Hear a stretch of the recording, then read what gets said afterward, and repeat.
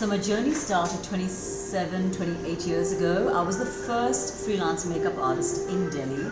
So it was very new, it was very exciting, but very challenging because not many people were accepting makeup artists from Delhi. They used to fly artists down from Mumbai.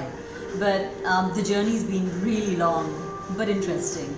You know, the thing with the 90s is we were always fighting against all odds.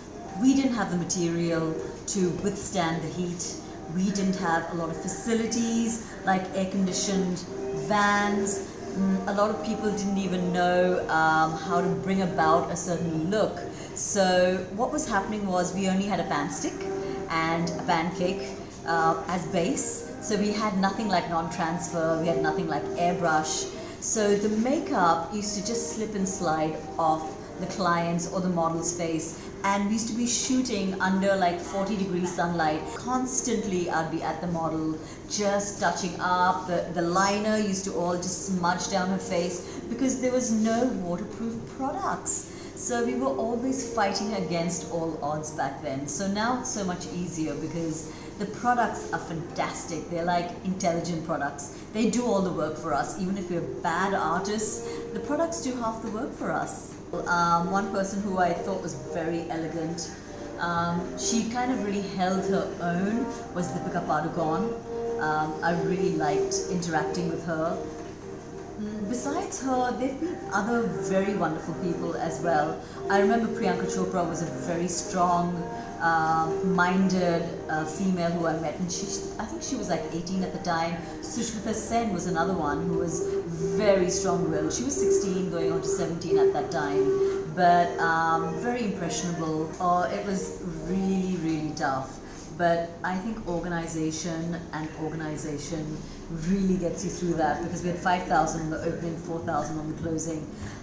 We were very organized. We had a team of 120 people, and we were all slotted in different tents. But we trained them for a few days. So I used to get them over in my studio, just loads and loads of people, and we used to just create certain looks for certain tents, because every tent had a group of players or whoever they were from different parts of India, and we had different looks for them. So we had to just practice all that, and we managed. You know, it's really difficult being a mother, whether you're an entrepreneur or not an entrepreneur, whether you're a housewife.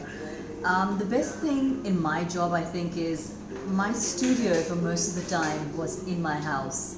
And if it wasn't in my house, it was very close by, like a few kilometers away. So that made things easier, but it's really difficult. It's difficult handling a business and the house. I can't do it.